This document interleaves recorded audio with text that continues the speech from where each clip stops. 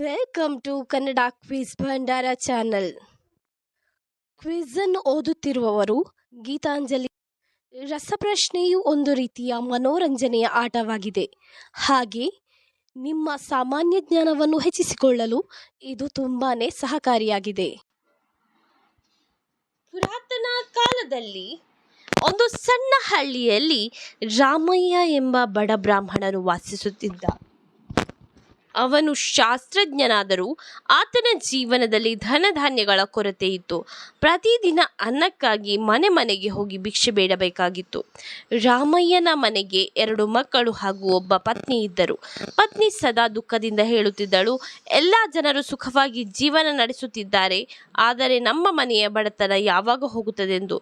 ಒಂದು ದಿನ ಪತ್ನಿ ನದಿಗೆ ನೀರು ತರಲು ಹೋದಾಗ ಅಲ್ಲಿ ಸ್ತ್ರೀಯರು ಮಾತಾ ದುರ್ಗೆಯ ಉಪವಾಸ ಮಾಡಿ ಪೂಜೆ ಮಾಡುತ್ತಿರುವುದನ್ನು ಕಂಡಳು. ಅವಳು ಕುತೂಹಲದಿಂದ ಕೇಳಿದಳು, ಅಕ್ಕಂದಿರೆ, ನೀವು ಏನು ಮಾಡುತ್ತಿದ್ದೀರೆಂದು. ಒಬ್ಬ ಹಿರಿಯ ಸ್ತ್ರೀ ಉತ್ತರಿಸಿದಳು, ಇದು ನವರಾತ್ರಿ ಉಪವಾಸ. ಇದನ್ನು ಮಾಡುವವನ ಮನೆಯಿಂದ ಬಡತನ, ದುಃಖ, ದಾರಿದ್ರ್ಯ ಎಲ್ಲವೂ ಹೋಗುತ್ತದೆ. ದೇವಿ ಮಾತಾ ಅವರ ಕೃಪೆಯಿಂದ ಮನೆಯಲ್ಲಿ ಧನ ಸಮೃದ್ಧಿಯಿಂದ ತುಂಬುತ್ತದೆ. ಆ ರಾತ್ರಿ ಪತ್ನಿಗೆ ಮಾತಾ ದುರ್ಗೆಯ ದರ್ಶನವಾಯಿತು. ಮಾತೆ ಹೇಳಿದಳು, ಮಗಳೇ, ನೀನು 9 ದಿನಗಳ ಉಪವಾಸ ಮಾಡು, ನನ್ನನ್ನು ಭಕ್ತಿಯಿಂದ ಪೂಜಿಸು, ನಾನು ನಿನ್ನ ಮನೆಯ ಕಷ್ಟಗಳನ್ನು ನಿವಾರಿಸುತ್ತೇನೆಂದು.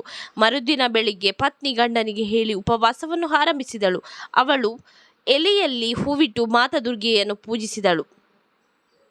ಮೊದಲ ದಿನದಲ್ಲೇ ನೆರೆಮನೆಯವರು ಆಕೆಗೆ ಅನ್ನ ಹಣ್ಣು ತರಲು ಬಂದರು. ಹೀಗಾಗಿ ಉಪವಾಸ ಸುಲಭವಾಗಿ ನಡೆಯಿತು. 2ನೇ ದಿನದಲ್ಲಿ ಹಳ್ಳಿಯ ಒಬ್ಬ ಶ್ರೀಮಂತ ವ್ಯಾಪಾರಿ ಅವರ ಮನೆಗೆ ಬಂದು ಹೇಳಿದ, ನಿಮ್ಮ ಗಂಡನ ಪಾಠ ಹೇಳಿಕೊಡುವುದರಲ್ಲಿ ತಜ್ಞ, ದಯವಿಟ್ಟು ನನ್ನ ಮಕ್ಕಳಿಗೆ ಶಾಸ್ತ್ರ ಪಾಠ ಕೊಡಲಿ. ಇದರಿಂದ ಅವರಿಗೆ ಆದಾಯಕ್ಕೆ ದಾರಿಯಾಯಿತು. 3ನೇ ದಿನದಲ್ಲಿ ಅವರ ಹೊಲದಲ್ಲಿ ದೀರ್ಘಕಾಲದಿಂದ ಬತ್ತಿ ಹೋಗಿದ್ದ ಬಾವಿಯಲ್ಲಿ ನೀರು ತುಂಬಿತು. ಇದರಿಂದ ಬೆಳೆ ಬೆಳೆಯುವ ಸಾಧ್ಯತೆ ದೊರಕಿತು. ಅವರ ಮಕ್ಕಳು 4ನೇ ದಿನ ಆಟವಾಡಲು ಹೋದಾಗ ಹಳೆಯ ಮನೆಗೆ ಸೇರಿದ ಒಂದು ಚಿನ್ನದ ನಾಣ್ಯಗಳ ಮಡಕೆ ಸಿಗಿತು. ಇನ್ನು 5ನೇ ದಿನದಂದು ಗಂಡ ಹೆಂಡತಿ ಮಾತಾ ದುರ್ಗೆಯ ಆರಾಧನೆಯಲ್ಲಿ ಹೆಚ್ಚು ತೊಡಗಿದರು. ಅವರು ಅನ್ನದಾನವನ್ನು ಮಾಡಿದರು. ಹಳ್ಳಿಯ ಜನರು ಆಶೀರ್ವಾದ ನೀಡಿದರು. ಇನ್ನು 6ನೇ ದಿನ ಅವರ ಮನೆಯಲ್ಲಿದ್ದ ರೋಗಿಗಳು ಗುಣವಾಗತೊಡಗಿತು. ಆರೋಗ್ಯ ಸುಧಾರಿಸಿತು. ಇನ್ನು 7ನೆಯ ದಿನ ಹಳ್ಳಿಯ ಜನರು ಅವರ ಮನೆಯ ಶುದ್ಧ ಭಕ್ತಿ ನೋಡಿ ಆಶ್ಚರ್ಯಪಟ್ಟರು. ಎಲ್ಲರೂ ಅವರ ಮನೆಗೆ ಸಹಾಯ ನೀಡಲು ಮುಂದಾದರು. ಇನ್ನು 8ನೇ ದಿನ ಅವರು 9 ಕನ್ಯೆಯರಿಗೆ ಪೂಜೆ ಮಾಡಿ ಅನ್ನ ಪಾನೀಯಗಳನ್ನು ನೀಡಿದರು. ಮಾತಾ ದುರ್ಗೆಯ ಕೃಪೆಯಿಂದ ಅವರ ಮನೆಯಲ್ಲಿ ಪ್ರಕಾಶ ಹರಡಿತು. ಇನ್ನು 9ನೆಯ ದಿನದಂದು ಆ ದಿನ ಅವರು ದೊಡ್ಡ ಹವನ ನಡೆಸಿದರು. ಮಾತಾ ದುರ್ಗೆ ಆ ಹವನದಲ್ಲಿ ದೈವೀ ರೂಪದಲ್ಲಿ ಕಾಣಿಸಿಕೊಂಡು ಆಶೀರ್ವಾದವನ್ನು ನೀಡಿದರು. ಮಾತೆ ಹೇಳಿದರು, ನೀವು ನವರಾತ್ರಿ ಉಪವಾಸ ಮಾಡಿದ ಕಾರಣ ನಿಮ್ಮ ಮನೆಯ ಬಡತನ ದೂರವಾಗಲಿದೆ. ಇನ್ನು ಮುಂದೆ ಸಮೃದ್ಧಿ ನಿಮ್ಮ ಮನೆಯಲ್ಲಿ ನೆಲೆಸುತ್ತದೆಂದ ಅರ್ಥ ಎಂದು ಹೇಳಿದರು. ಹಳ್ಳಿಯ ಜನರು ಅವರ ಮನೆಯನ್ನು ನೋಡಿದಾಗ ಅದ್ಭುತ ಅನುಭವಿಸಿದರು. ಈಗ ಅವರ ಮನೆ ಧಾನ್ಯದಿಂದ ಗುಡಿಸಲುಗಳಿಂದ ತುಂಬಿತು. ಅವರ ಮಕ್ಕಳು ಉತ್ತಮ ವಿದ್ಯಾಭ್ಯಾಸವನ್ನು ಪಡೆದು ಜ್ಞಾನಿಗಳಾದರು. ಮನೆ ಧರ್ಮ ನೀತಿಯಿಂದ ಕೂಡಿದ ಆಶ್ರಮದಂತೆ ಮಾರ್ಪಟ್ಟಿತು.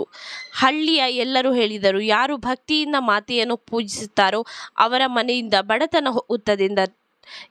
ಇದಕ್ಕೆ ರಾಮಯ್ಯನ ಕುಟುಂಬವೇ ಉದಾಹರಣೆ ಎಂದು ಹೇಳತೊಡಗಿದರು. ಇಂದು ಸಹ ನವರಾತ್ರಿ ಉಪವಾಸ ಮಾಡಿದರೆ ಮಾತಾ ದುರ್ಗೆಯ ಕೃಪೆಯಿಂದ ಬಡತನ ಕಷ್ಟಗಳು ದೂರವಾಗಿ ಸುಖ ಸಮೃದ್ಧಿ ಮನೆಗೆ ಬರುತ್ತದೆ. ಈ ರೀತಿಯ ಇನ್ನೂ ಹೆಚ್ಚಿನ ಕ್ವಿಜ್ಗಾಗಿ ನಮ್ಮ ಚಾನಲನ್ನು ಈಗಲೇ ಸಬ್ಸ್ಕ್ರೈಬ್ ಆಗಿ, ಹಾಗೆ ಪಕ್ಕದಲ್ಲಿ ಕಾಣುವ ಬೆಲ್ ಐಕಾನ್ ಅನ್ನು ಕೂಡ ಪ್ರೆಸ್ ಮಾಡಿ. ಹಾಗೆ ನಿಮ್ಮ ಫ್ರೆಂಡ್ಸ್ ಆ್ಯಂಡ್ ಫ್ಯಾಮಿಲಿಗೂ ಕೂಡ ಶೇರ್ ಮಾಡಿ.